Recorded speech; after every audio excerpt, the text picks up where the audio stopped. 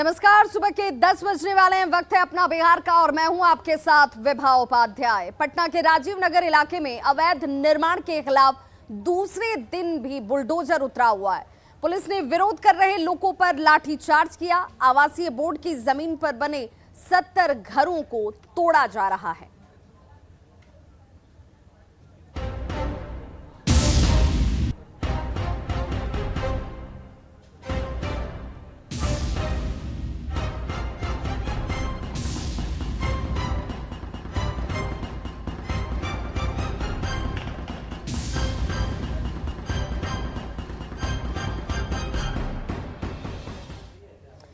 और बड़ी खबर पटना से, राजीव नगर पुलिस ने लाठी चार्ज किया। आज भी अवैध कब्जे पर प्रशासन की तरफ से एक के बाद एक ताबड़तोड़ कार्रवाई होती हुई। कल भी यहां इलाके में बुलडोजर चला, कई मकानों को तोड़ा गया। आज एक बार फिर से कार्रवाई की शुरुआत हो चुकी है। कल की कार्रवाई के बाद धारा 144 को इलाके में लागू कर दिया गया। धारा 144 को तोड़ने में आज शामिल लोगों के ऊपर पुलिस की तरफ से कार्रवाई की गई है।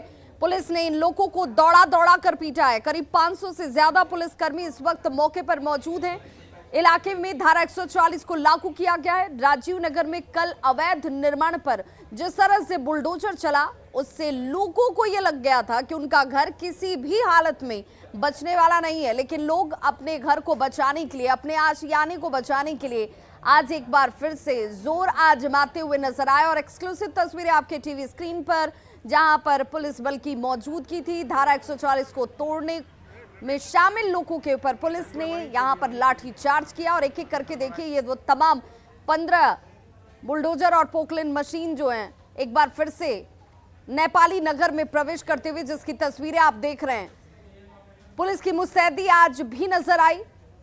जो लोग यहां पर शामिल थे, उन लोगों को यहां पर लाठी चार्ज कर खदेड़ा गया। पुलिस ने इस दौरान लोगों को दौड़ा दौड़ा कर पीटा भी है। और फिलहाल ये तस्वीरें एक्सक्लूसिव आपके टीवी स्क्रीन पर, जब एक एक करके ये पोकलेन मशीन और बुलडोजर नेपाली इलाके में आज एक बार फिर से प्रवेश कर अब कार्रवाई की शुरुआत कर चुके हैं।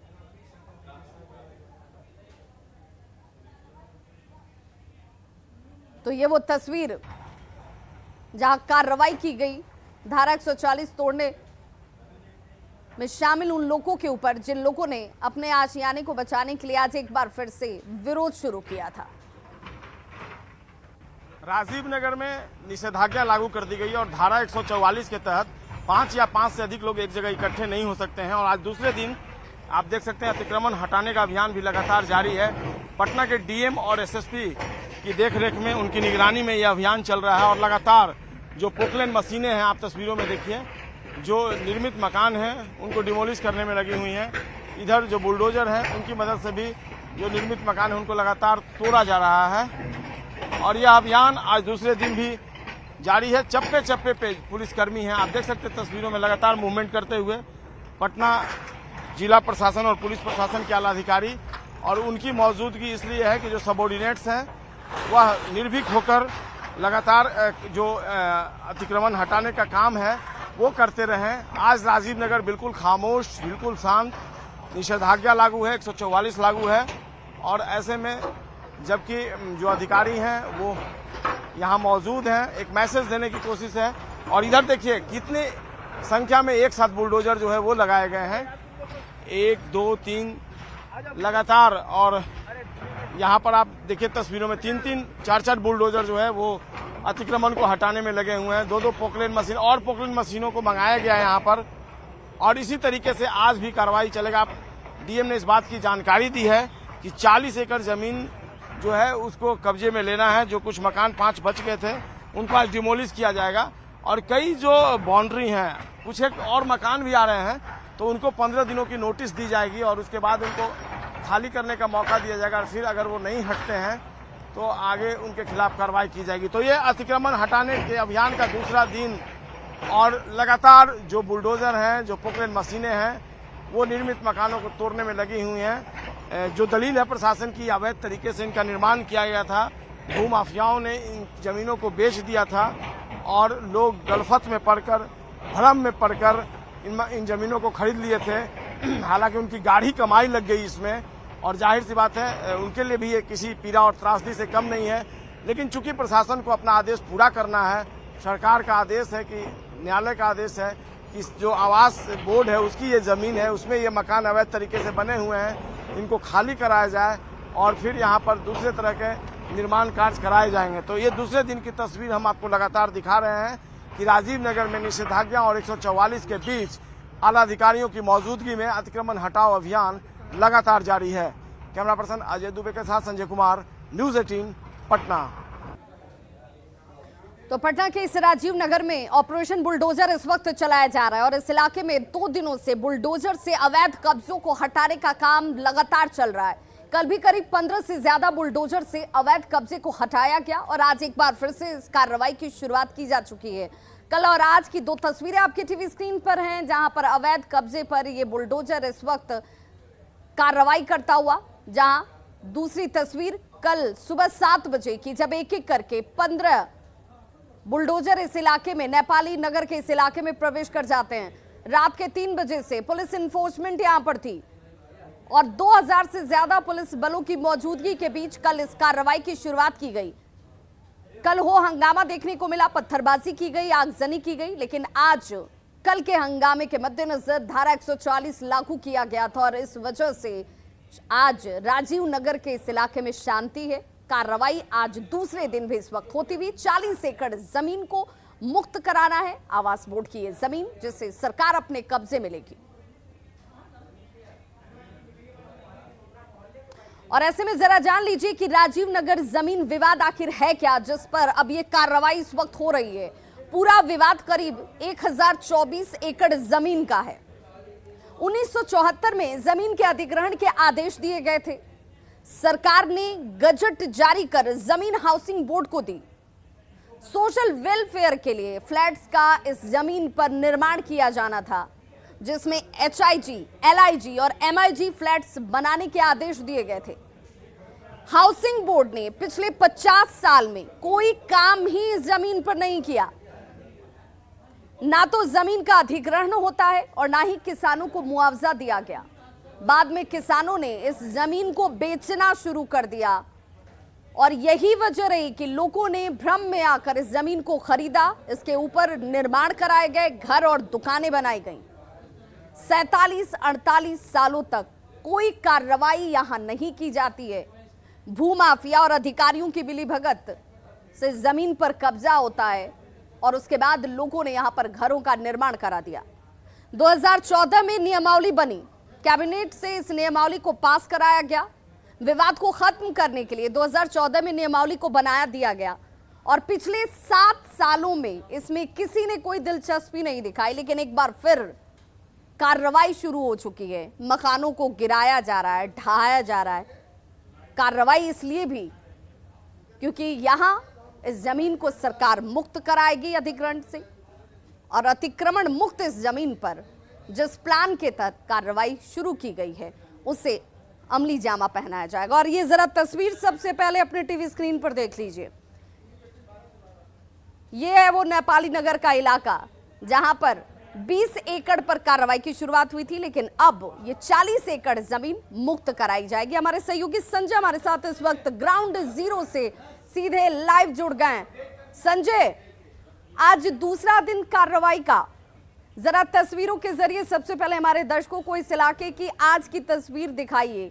कार्रवाई किस रूप में यहां पर हो रही है और कितनी शांति इस नेपाली नगर इलाके में? बिल्कुल विभाग किस रूप में हो रही है अगर आप जानना चाहती हैं तो आज राजीव नगर में चारों तरफ बुलडोजर और पोकलेन, केवल और केवल यही तस्वीर। अधिकारी अगर कोई नहीं है तो कल जो विरोध करने वाले लोग थे वो नहीं है। और देखिए तस्वीरों में लगातार जो बुलडोजर हैं वो ध्वस्त कर रहे हैं, मकानों को डिमोलिश कर रहे हैं। कई बुलडोजर, एक आपने दाहिने तरफ की तस्वीर देखी, अब सीधे सामने की तस्वीर देखिए। यहाँ 3 बुलडोजर जो हैं वो लगे हुए हैं और निर्मित मकान जो हैं देखिए किस तरीके से उनको डिमोलिश करने की कार्रवाई जो है वो लगातार चल रही है।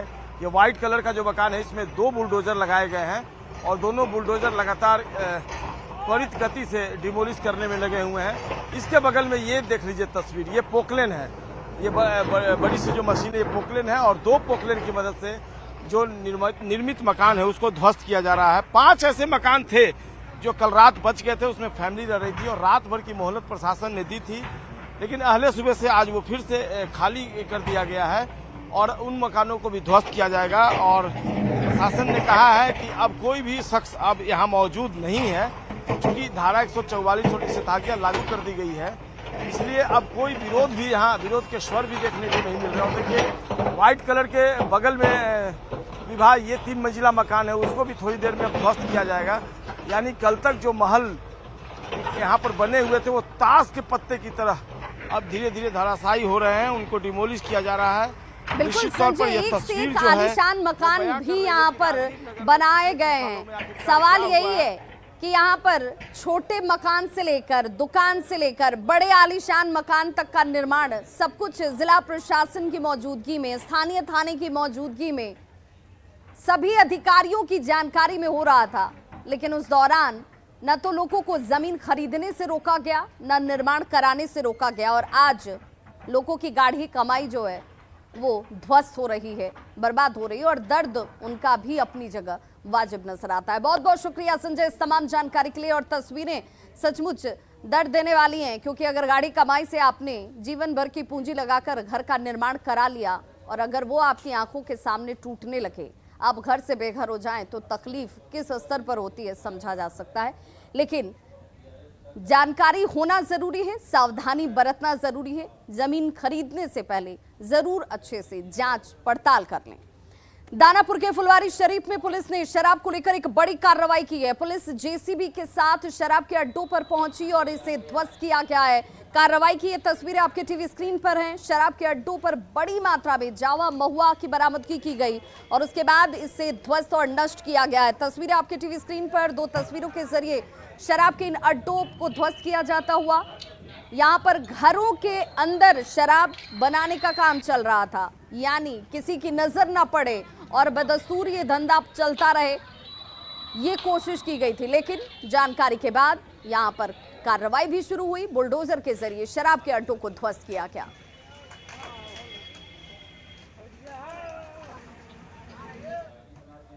और लालू प्रसाद से जुड़ी हुई बड़ी खबर इस वक्त सामने आ रही है। अस्पताल में इस वक्त लालू प्रसाद को भर्ती कराया गया है। लालू प्रसाद जिन्हें पटना के पारस अस्पताल में इलाज के लिए भर्ती कराया गया है। आपको बताते चलें, कल सीढ़ियों से गिरने की वजह से लालू प्रसाद के कंधे और कमर में चोट आई है। बताया जा रहा है कि संतुलन बिगड़ने के बाद लालू प्रसाद सीढ़ियों से गिरे, जिसके बाद उन्हें कंधे में और कमर में चोट आई है। कंधे की हड्डी टूटने की जानकारी सामने आ रही है। इस वक्त वो पटना के पारस अस्पताल में इलाजरत हैं। श्री लालू प्रसाद यादव जी देर रात 3:30 बजे लगभग हमारे इमरजेंसी में आए थे। उनकी जो स्थिति थी अस्थिर थी, बिकॉज उनका जो शोल्डर इंजरी हुआ था रिसेंटली। अभी एक टीम ऑफ डॉक्टर्स हमारे आईसीयू में उनकी स्थिति पर निगरानी रखे हुए, एंड अभी जो स्टेटस है वो स्टेबल है पेशेंट का। ठीक है। उनके आने का कारण जो हड्डी में चोट लगी, हड्डी की चोट और उनकी जो प्रीवियस डिजीजेज हैं वो है। किडनी में प्रॉब्लम पहले से है उनको। तो ये डॉक्टर जानकारी देते हुए कि इस वक्त लालू प्रसाद की स्थिति कैसी है, अंडर ऑब्जर्वेशन है, उन पर निगरानी रखी जा रही है। पटना पुलिस ने सारण के मढ़ौरा के पूर्व विधायक सुरेंद्र शर्मा को गिरफ्तार कर लिया है। सुरेंद्र शर्मा पर अपनी ही बेटी की हत्या को लेकर पांडव गिरोह के सरगना संजय सिंह के गुर्गे छोटे सरकार को 20 लाख की सुपारी देने का आरोप है। छोटे सरकार को भी पटना पुलिस ने गिरफ्तार कर लिया है और यह कहा जा रहा है कि सुरेंद्र शर्मा बेटी के अंतरजातीय विवाह करने की वजह से नाराज चल रहे थे। उनकी बेटी पर बोरिंग रोड में जानलेवा हमला किया जाता है। सुरेंद्र शर्मा ने पांडव गिरोह के सरगना संजय सिंह के खास गुर्गे छोटे सरकार को अपनी बेटी की हत्या करने के लिए 20 लाख की सुपारी दी थी। पुलिस ने छोटे सरकार को भी गिरफ्तार कर लिया है। छोटे सरकार का मूल नाम अभिषेक सिंह है और पांडव गिरोह के सरगना संजय सिंह का खास आदमी से बताया जाता है। के ऊपर कई कांड दर्ज हैं जो बेटा थाना क्षेत्र के हैं। और अभी आपने पूछा कि कितनी हत्याएं और कितने कांड दर्ज हैं, तो अभिषेक सिंह और छोटे सरकार ने पिछले 2 महीने में ही लगभग 7 हत्याएं किए थे और टोटल इस पे 13 कांड दर्ज हैं जो सभी गंभीर प्रकृति के कांड हैं। और उसका भाई जो राहुल कुमार है उसका आपराधिक इतिहास में देखें तो उसके ऊपर 5 कांड दर्ज हैं। पहले भी वो जेल जा चुका है। और सुरेंद्र शर्मा जो पूर्व विधायक हैं छपरा के, इनके ऊपर सारण में ही एक मर्डर का कांड दर्ज है और भी कुछ कांड दर्ज होने की सूचना है, लेकिन उसकी जानकारी अभी हम लोग इकट्ठा नहीं कर पाए हैं। और उसके साथ जो गिरफ्तार चौथा अभियुक्त है ज्ञानेश्वर शर्मा, वो भी इसके ऊपर भी छपरा में जो दिघवाड़ा थाना अंतर्गत जो है कांड इसके ऊपर दर्ज है हत्या के, और भी कई कांड दर्ज हैं। तो इस तरीके से ये सभी एक अपराधी प्रवृत्ति के लोग हैं जिनकी गिरफ्तारी सुनिश्चित की गई है। और क्या है ये पूरा मामला, जरा वो भी जान लीजिए। दूसरी जाति के लड़के से शादी करने से पूर्व विधायक नाराज चल रहे थे, खफा थे। पूर्व विधायक ने अपनी ही बेटी की हत्या की सुपारी दी। 20 लाख रुपए सुपारी के तौर पर दिए जाते हैं। सुरेंद्र शर्मा की बेटी का पटना के बोरिंग रोड में व्यवसायिक प्रतिष्ठान है। 1 जुलाई की रात यहीं पर अपराधियों ने उन पर हमला किया, उनकी हत्या की कोशिश की गई, लेकिन वो इसमें सफल नहीं हो पाए। हत्या की सुपारी लेने वाला शूटर अभिषेक सिंह आरा की गिरफ्तार कर लिया जाता है। अभिषेक सिंह उर्फ छोटे, इसे गिरफ्तार कर लिया गया। हत्या की सुपारी और डबल मर्डर मामले में 4 लोग इस वक्त गिरफ्त में हैं। मढ़ौरा के पूर्व विधायक सुरेंद्र शर्मा छपरा स्थित घर से गिरफ्तार किए गए और उनसे भी ये पूछताछ जारी है। और बड़ी खबर इस वक्त समस्तीपुर से, जहां युवक की गोली मारकर हत्या कर दी गई है। बाइक सवार अपराधियों ने गोली मारी है। जो जानकारी इस वक्त सामने आ रही है, मृतक की शिनाख्त में इस वक्त पुलिस जुटी हुई है। वारदात के बाद अपराधी यहां से फरार बताए जाते हैं। युवक की गोली मारकर हत्या की गई है। बताया जा रहा है कि युवक की पहचान अभी तक नहीं हो पाई है कि ये युवक कौन है। बाइक सवार अपराधियों ने मृतक को गोली मारी और फरार हो गए।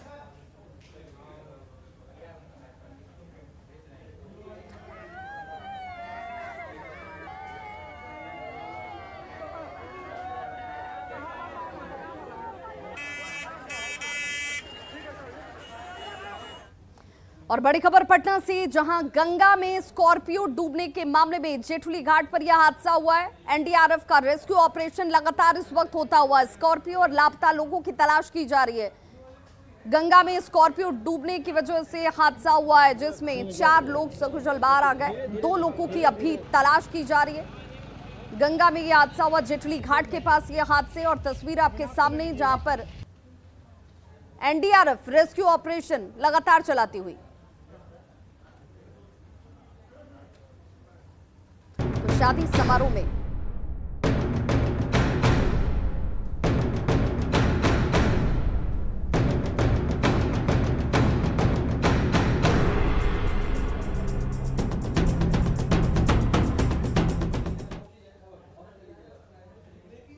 तूफान पर नदियां और आफत में जान है। पूर्णिया के अमौर प्रखंड में परमान नदी में आए जबरदस्त तूफान का कहर साफ देखने को मिल रहा है। बड़ा ईदगाह पंचायत की बात कर लीजिए। यहाँ के हक्का में फुल्लेश्वरी नदी पर बना ये पुल परमान नदी की तेज धारा में ध्वस्त हो जाता है। पुल से प्रतिदिन 5000 से ज्यादा आबादी का आवागमन हो रहा था।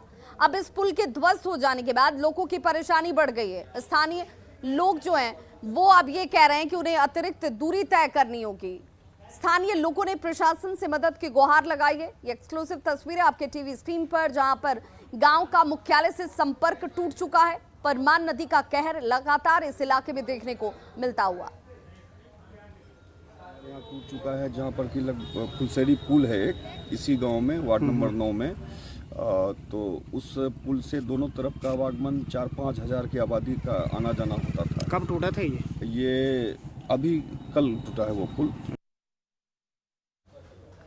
तो नेपाल के तराई क्षेत्रों में बारिश थमने से गोपालगंज में गंडक नदी का जलस्तर सामान्य हो गया है। नदी का जलस्तर खतरे के निशान से 10 सेंटीमीटर नीचे तक पहुंच गया है और ऐसे में निचले इलाके में बसे लोगों को फिलहाल बाढ़ से राहत जरूर मिली है। जल संसाधन विभाग के मुताबिक आज सुबह वाल्मीकि नगर बराज से महज 73,000 क्यूसेक पानी का डिस्चार्ज किया गया, जिससे गोपालगंज में बाढ़ का फिलहाल कोई खतरा नहीं है।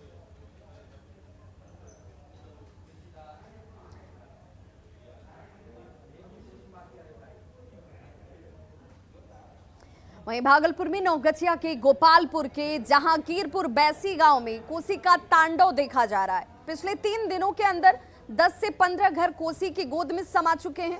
तस्वीरें आपके टीवी स्क्रीन पर। और क्या हालात हैं, कटाव की वजह से एक एक करके मकान जो हैं वो नदी में समा रहे हैं। गांव पर भी लगातार कटाव का खतरा मंडरा रहा है, यानी गांव के अस्तित्व पर सीधे तौर पर प्रश्न चिन्ह है, जिसे लेकर ग्रामीण जो है वो दहशत में। पुरुषों के साथ साथ घर की महिलाएं भी अब घर तोड़ने में लगी हुई हैं। बच्चे भी आशियाना तोड़ते हुए आपको नजर आ जाएंगे। तो कल तक जिस मकान में रहकर अपने भविष्य को बनाने की चिंता थी, आज उसी मकान को खुद अपने हाथों से तोड़कर जो बचा सकते हैं वो बचाने की कोशिश करते हुए नन्हे हाथ भी आपको दिख जाएंगे।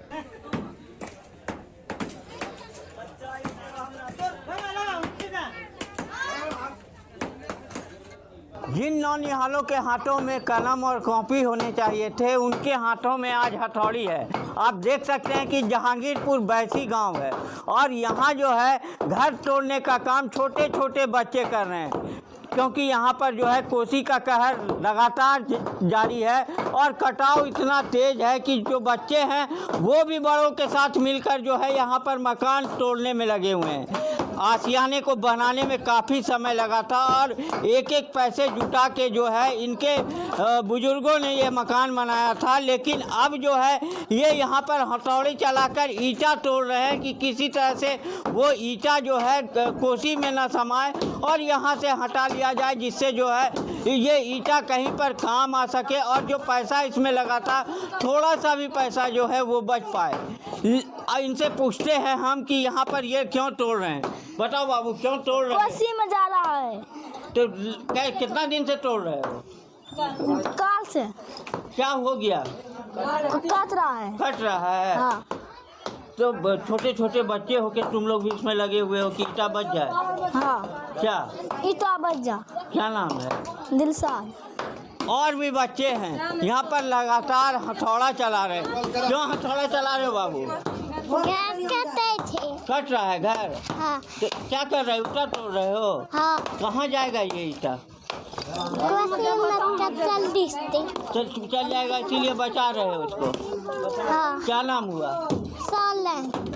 आप देख सकते हैं कि बच्चे भी जो है इस काम में लगे हुए हैं और लगातार जो है घर तोड़ने का काम किया जा रहा है। समझा जा सकता है कि एक घर को बनाने में कितनी मेहनत लगती है और उसके लिए पैसे जो जुटाए जाते हैं खून पसीना एक करके, उस आशियाने को जो है लोग अब तोड़ रहे हैं। इनकी मजबूरी को जो है समझना काफ़ी मुश्किल है कि आखिर ये घर क्यों तोड़ रहे हैं, लेकिन अगर ये नहीं तोड़ेंगे तो ये जो सारा ईटा जो है कोसी में समा जाएगा। लेकिन सबसे अजीब बात है कि अभी तक कोई अधिकारी जो है जहांगीरपुर बैसी के इस गांव में देखने तक नहीं आए। वहीं जनप्रतिनिधियों की भी जो है अनदेखी साफ तौर पर देखी जा सकती है कि अभी तक किन्हीं का दर्शन यहाँ के लोगों को नहीं हुआ है, ना ही कोई राहत का सामान यहाँ पर पहुँच पाया। फ्लड फाइटिंग का काम जो है थोड़ा बहुत चल रहा है, लेकिन वो भी जो है नाकाफ़ी है और कटाव लगातार जारी है। आशीष रंजन, न्यूज़ 18, जहांगीरपुर बैसी, नौगछिया।